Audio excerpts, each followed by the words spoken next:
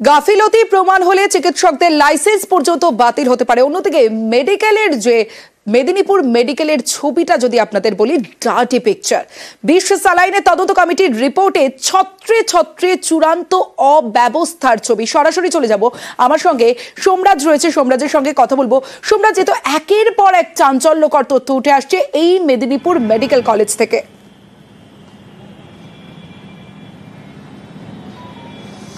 দেখো, মেদিনীপুর মেডিকেল কলেজের সামগ্রিক চিত্র কিন্তু উঠে এসেছে এই তদন্ত কমিটির রিপোর্টে, এবং যে রিপোর্ট বলা হচ্ছে, যেখানে বলা হচ্ছে যে ওটি কমপ্লেক্স, অর্থাৎ যেখানে অস্ত্রোপচার হয় সেখানে মোট 2টি ওটি কমপ্লেক্স আছে এবং কোনোটাতেই কিন্তু পরিষ্কার করা হয় না, অর্থাৎ গোটাটাই অপরিচ্ছন্ন, যত্রতত্র ব্লাড পড়ে থাকছে এবং সেখান থেকেও একটা সংক্রমিত হওয়ার সম্ভাবনা রয়েছে বা সংক্রমণ ছড়ানোর সম্ভাবনা রয়েছে রোগীদের যারা অস্ত্রোপচারের জন্য আসছেন, তেমনটাই তদন্ত কমিটির রিপোর্টে বলা হয়েছে। পাশাপাশি চিকিৎসকরা এবং যারা তার সহযোগী থাকেন তারা যে পোশাক পরে অপারেশন করছেন সেই পোশাকেরও বদল করেন না, অর্থাৎ যে পোশাক পরে তারা অপারেশন শুরু করেন সেই পোশাক পরেই একের পর এক অপারেশন করতে থাকেন। এক্ষেত্রে পোশাকের কোনো বদল হয় না, যা প্রোটোকল বিরোধী। অর্থাৎ একজন চিকিৎসকের অস্ত্রোপচারের জন্য যে প্রোটোকল রয়েছে সেই প্রোটোকল মানা হচ্ছে না, তেমনটাই তদন্ত কমিটির রিপোর্টে বলা হয়েছে মেদিনীপুর মেডিকেল কলেজের এই ঘটনার প্রেক্ষিতে। তৃতীয়ত বলা হচ্ছে যে ওটি কমপ্লেক্স, সেই ওটি কমপ্লেক্সে কোনো সিসিটিভি নেই, অর্থাৎ ওটি কমপ্লেক্সে কোন চিকিৎসক যাচ্ছেন, কারা যাচ্ছেন, কোন রোগীর পরিবার যাচ্ছেন, সেখানে কোনোভাবেই নজরদারি করা সম্ভব নয়, তেমনটাই তদন্ত কমিটির রিপোর্টে বলা হয়েছে। এবং শুধু তাই নয়, এটাও বলা হচ্ছে যেখানে রেকমেন্ডেশন, অর্থাৎ তদন্ত কমিটি সুপারিশ করছে যে অবিলম্বে এই মেদিনীপুর মেডিকেল কলেজের এই যে অব্যবস্থা, এই অব্যবস্থাকে সংশোধন করতে হবে, বদল করতে হবে এবং তার জন্য প্রয়োজনীয় পদক্ষেপ নিতে হবে স্বাস্থ্য দপ্তরকে, মেডিকেল কলেজ কর্তৃপক্ষকেও। এই রিপোর্টে কার্যত প্রশ্ন কাঠগড়ায় তোলা হয়েছে মেদিনীপুর মেডিকেল কলেজের কর্তৃপক্ষদের যে তারা কেন উদাসীন, তারা কেন পদক্ষেপ করছেন না গোটা বিষয়টি দেখে। এবং শুধুমাত্র একটি বিভাগে নয়, প্রত্যেকটি বিভাগেই এই অপরিচ্ছন্নতার অভিযোগ বা বলা হয়েছে, অপরিচ্ছন্নতার কথা বলা হয়েছে রিপোর্টে। বেশ, মেদিনীপুর মেডিকেল থেকে কলকাতা 3 সদ্য মায়ের চিকিৎসা চলছে এসএসকেএম হাসপাতালে। 3 জনেরই হিমোগ্লোবিনের মাত্রা কমে গিয়েছে। 2 জনের কিডনির অবস্থা অত্যন্ত খারাপ, লিভার হার্টের অবস্থাও ভালো নয়, রক্তচাপ স্বাভাবিকের থেকে কম। অক্সিটোসিন হচ্ছে একটা হরমোন।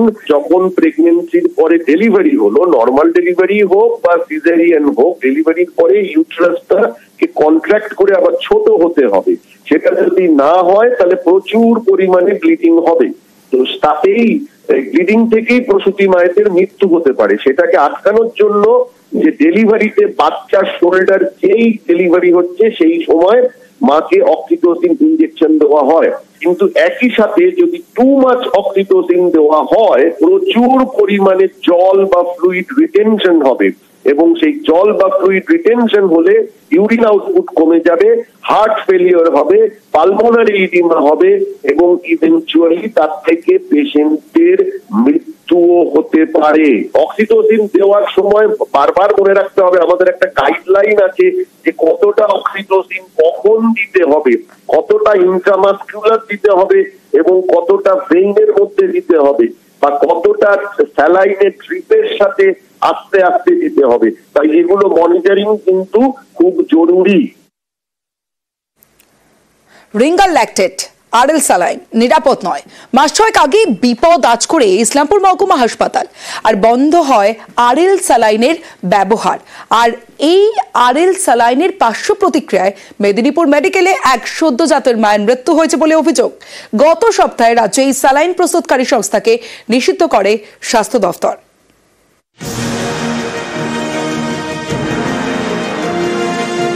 আরএল স্যালাইন, পুরো নাম রিঙ্গার ল্যাকটেট। এই স্যালাইনের পার্শ্ব প্রতিক্রিয়ায় মেদিনীপুর মেডিকেলের প্রসূতি বিভাগে বিপত্তি বলে অভিযোগ। এক সদ্যজাতর মায়ের প্রাণ গিয়েছে, কয়েকজন সদ্যজাতর মা আশঙ্কাজনক। এ নিয়ে রাজ্য তোলপাড়। সরকারি হাসপাতালে নিষিদ্ধ সংস্থা স্যালাইন ব্যবহার নিয়ে প্রশ্ন উঠছে। এরই মাঝে প্রকাশ্যে চাঞ্চল্যকর তথ্য। মাস 6 আগেই আরএল স্যালাইনের ব্যবহার বন্ধ করে ইসলামপুর মহকুমা হাসপাতাল। বিপদ বুঝেই আরএল স্যালাইন দেওয়া বন্ধ করেন চিকিৎসকরা। এই স্যালাইন জানি না, কিন্তু ওখান থেকে আসছে কিনা জানি না, কিন্তু আরএল নিয়ে একটু কেঁপে জ্বর আসতো, একটু না বেশ ভালোই জ্বর আসতো। সেটা আমরা যারা ঊর্ধ্বতন কর্তৃপক্ষ জানিয়েছি। এটা কতদিন থেকে? এটা ধরুন মাস 6 হবে। চিকিৎসকের দাবি, গত জুলাই থেকে আরএল স্যালাইনের ব্যবহার হচ্ছে না উত্তর দিনাজপুরের ইসলামপুর মহকুমা হাসপাতালে।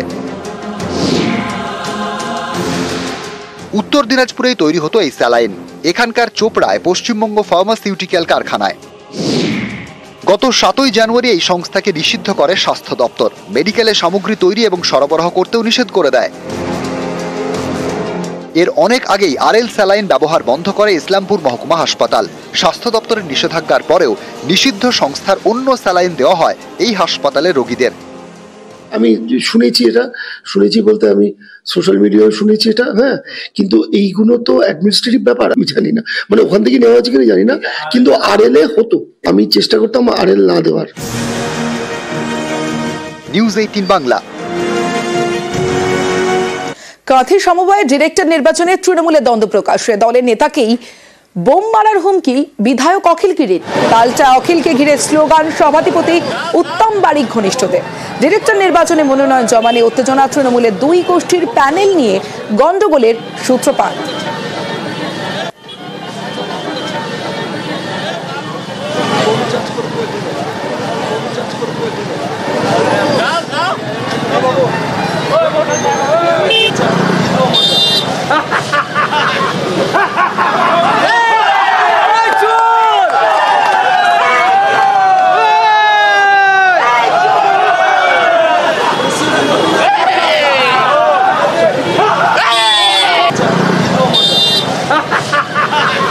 এটা একটা অমানুষের মতন কাজ করেছে ওরা। এটা কেউ কেউ শিখিয়ে পাঠিয়ে দিয়েছে আমাদের এই শান্তিপূর্ণ নির্বাচনকে ভণ্ডুল করার জন্য। সবাই দলের লোক নয়, তার মধ্যে কিছু অন্যান্য দলের লোকেরা ঢুকে গেছে।